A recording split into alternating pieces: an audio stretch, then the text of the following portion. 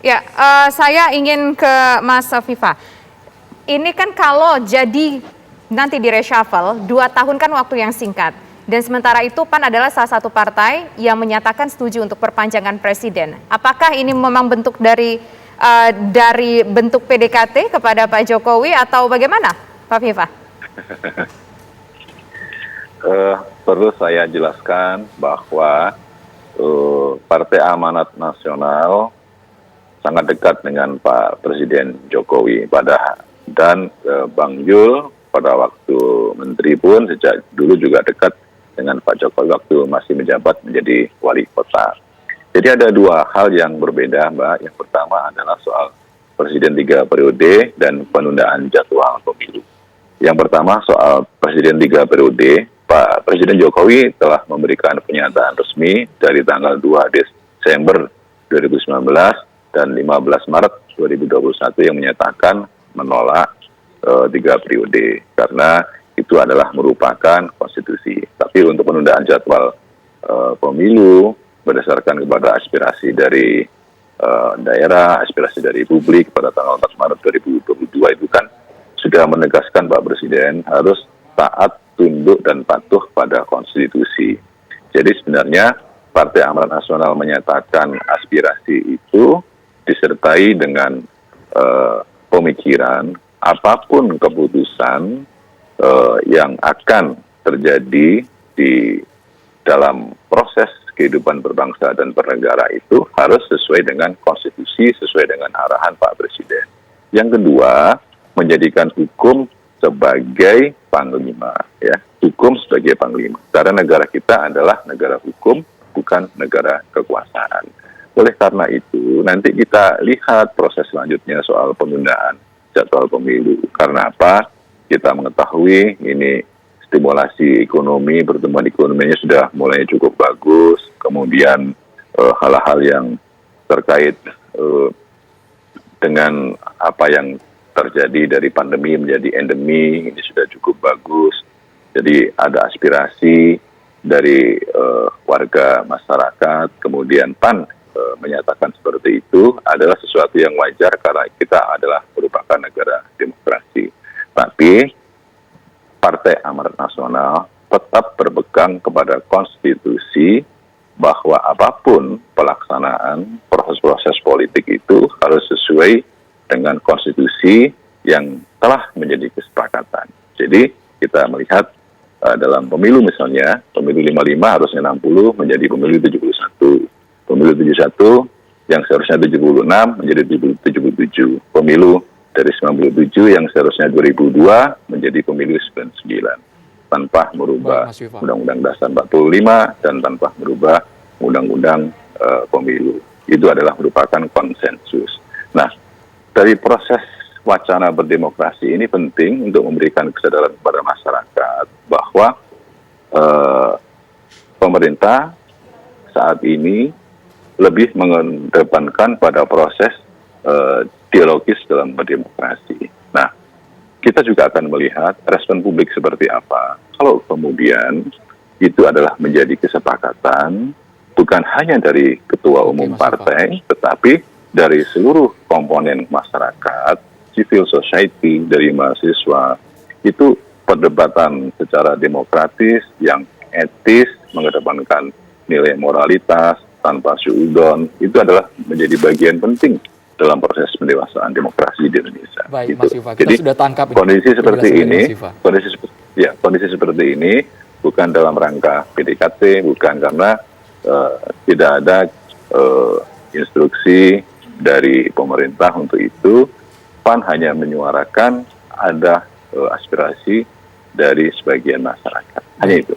Bu Irma, kalau dari konteks penundaan pemilu yang diutarakan oleh Ketum PAN, ini kira-kira arahnya kemana menurut Ibu Irma? Apakah memang harus ada pos partai yang digeser di jajaran kabinet Jokowi atau bagaimana? Bagaimana? Sorry? Atau memang harus ada pos partai yang memang digeser kursi menterinya dan dimasukkan PAN di sana setelah adanya pernyataan penundaan pemilu dari Ketua Umum PAN ini, Ibu Irma? Ya, saya kira begini, banyak menteri-menteri yang memang tidak kapabel, yang bikin gaduh, ya, yang membuat image pemerintah jadi buruk di mata publik. Saya kira menteri-menteri ini patut saja untuk dilakukan pergantian, kan nggak ada masalah. Hanya saja soal jatah dari teman-teman parpol yang sudah diberikan oleh Pak Presiden kepada setiap parpol itu juga harus kita hormati. Nah, tinggal bagaimana Presiden mengatur hal ini, gitu. Jadi sebenarnya ini tergantung Presiden saja. Kalau untuk menggeser Menteri Parpol A ke Kementerian B, Kementerian C, saya kira itu hal yang wajar-wajar saja, bisa saja terjadi. Hanya saja mungkin jatah dari partai-partai politik ini saya kira nggak mungkin dikurangi. Saya kira begitu. Oke, baik. Sekarang terakhir saya ingin ke Mas Hanta Yuda, berdasarkan kondisi terkini dan juga analisis dari Mas Hanta Yuda, kira-kira partai mana sih yang akan dikurangi jatahnya? Karena kan kalau PAN masuk artinya harus ada yang digeser. Atau Analisa mungkin bisa saya, proporsional? Tidak ada satu partai pun dugaan saya yang akan dikurangi jatah menterinya. Itu gaya ke Pak Jokowi. Kecuali ada evaluasi yang misalnya menyatakan keluar dari pemerintahan. Jadi masuknya PAN, katakan satu menteri, itu yang harus berhati-hati adalah partai yang berasal dari non partai politik. Mungkin bisa jadi evaluasi banyak. Pak Zulkifli Hasan mungkin akan bergabung ke dalam kabinet. Posisi beliau di Kementerian Ekonomi, kita kerap dengar juga ada bisa jadi di SDM, bisa perhubungan, bisa Menko PMK, atau perdagangan. Itu mungkin posisi-posisi yang harus berhati-hati karena bisa jadi akan diambil oleh PAN. Mungkin Pak Zulkifli Hasan. Nah, untuk konteks ini, kalau saya ditanya mungkin kan akan berkurang jumlah partai politik dari PAN, menteri dari partai politik, kemungkinan tidak.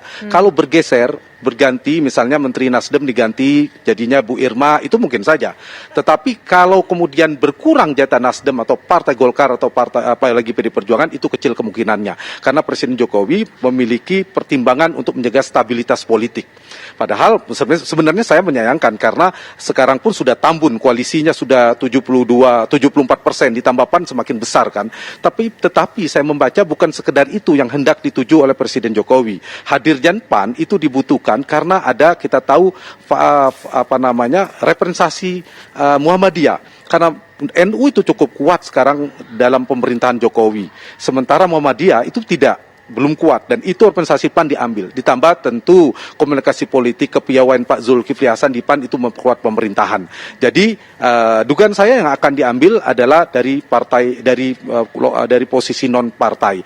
Dan Pak Jokowi kalau dibaca selalu memberi komposisi tetap dengan selisih yang sedikit, lebih banyak yang non partai. Sekarang pun sekitar 53 sampai 56 sekitar 50% itu masih yang non partai. Jadi kemungkinan akan diambil dari menteri-menteri non-partai politik, dan karena yang akan memiliki dampak adalah partai non-politik, saya berharap reshuffle ini tetap mengedepankan tadi merit system, pertimbangan kapabilitas teknokratik. Jadi memang evaluasi kinerja. Kalaupun yang keluar non partai bukan dikorbankan adalah partai atau menteri yang kuat secara kompetensi, secara prestasi. Kalau memang kapabilitasnya rendah, maka diambil. Jadi Tisa, ada 3. Kalau ada menteri yang topangan politiknya kuat, dukungan publiknya juga kuat, dia cukup populer, kemudian dia juga berprestasi, saya kira aman.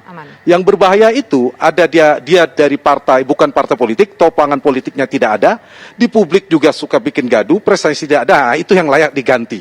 Secara publik juga jadi beban presiden, prestasinya tidak menjanjikan, topangan politiknya tidak ada, itu yang paling berisiko akan disingkirkan oleh presiden, kemudian diberikan jatahnya kepada Partai Amanat Nasional. Sisa 2 tahun 7 bulan ke depan, kalaupun PAN masuk, kita rakyat menghendaki ada perubahan kinerja pemerintah. Meskipun sekarang relatif baik diapresiasi oleh publik, oleh rakyat, dengan hadirnya PAN, kita berharap juga semakin perkuat. Dan kita tahu PAN juga punya rekam jejak pengalaman pemerintahan yang cukup kuat dari Pak Zulkifli Hasan, dan harapan saya Pak Viva Yoga jangan keluar lagi nanti menjelang di ujung-ujung pemerintahan.